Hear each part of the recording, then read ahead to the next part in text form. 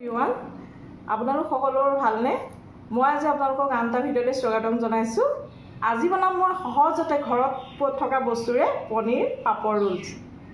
এতিয়ানো মই কেনেকৈ বনাম আৰু কি বস্তুকেইটা লৈছো আপোনালোকৰ আগত এবাৰ দেখুৱাই লৈছো। এয়া লৈছো পনীৰ কাটি লৈছো দীঘলীয়া পিচেছ, লগত লৈছো এয়া পাপৰ লৈ লৈছো আৰু এয়া কৰ্ণফ্লাৱাৰ লৈ লৈছো আৰু মছলাৰ পেষ্টটোৰ কাৰণে লৈছো জিৰা গুড়ি ধনিয়া গুড়ি মই ঘৰতে ইয়াত তৈয়াৰ কৰি লৈছো দেই। বজাৰৰ কিনি খোৱাতকৈ আপোনালোকে যিসকলে নবনায় বনাবচোন। এইটো মানে জিৰা ধনিয়া জালুক ডালচেনি মই সকলোখিনি ভাজি পেলাই মিক্সিত গ্ৰাইণ্ড কৰি লৈছো আৰু অকণমান ৰেড চিলি আৰু এয়া অকণমান লৈ লৈছো চাট মছলা। এয়া কৰ্ণফ্লাৱাৰটো মই অকণমান লেয়াৰটো অকণমান ওপৰত দিবৰ কাৰণে গুলি লৈছো পাতলীয়াকৈ। এতিয়া মই বাতি এটাত প্ৰথমে মছলাৰ পেষ্টটো তৈয়াৰ কৰি ল'ম। এয়া মই দিছো এচামুচ জিৰা ধনিয়া আপোনালোকক কোৱাৰ দৰে মছলাৰ হেৰি, তাৰপিছত এয়া দিছো ৰেড চিলি,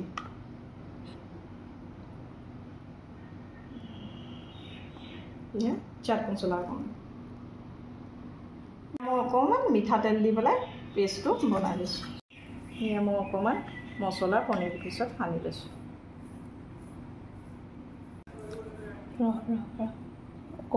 এয়া পাপৰখন মই অকণমান পানীত ভিজাই লৈছো।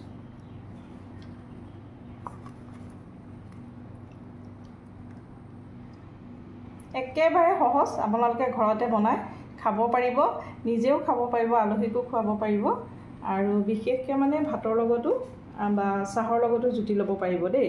এনেকৈ দি দিছোঁ, দি এই যে কৰ্ণফ্লাৱাৰৰ মই পেষ্টটো বনাই লৈছোঁ এয়া মই অকণমান গুলি লৈছোঁ আৰু অকণ পৰি যায় যে তলত, এনেকৈ অকণমান লগাই ল'ব। আপোনালোকে হাতেৰেও লগাব পাৰিব, বাৰ্চ থাকিলে বাৰ্চেও লগাব পাৰিব, একো নাই, একেবাৰে সহজ। এনেকৈ প্ৰেছ এটা দি ল'ব, তাৰপিছত এনেকৈ ঘূৰাই দিব, ঘূৰাই দি এইটো ছাইডেও সেই তেনেকৈ ঘূৰাই দিব।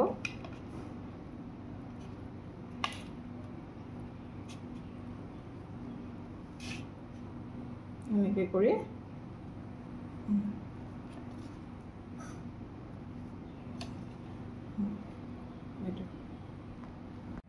এইটো চব এনেকুৱা ধৰণে হ'ব।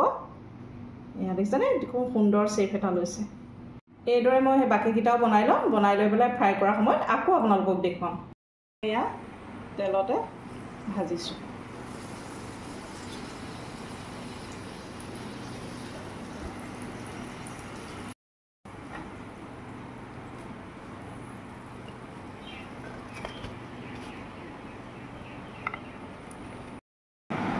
এয়া মোৰ পনীৰ পাপৰ ৰোল তৈয়াৰ কৰিলোঁ আৰু এয়া মই কাটি দিছোঁ এনেকৈ টুকুৰা কৰি আৰু চচ দি দিছোঁ।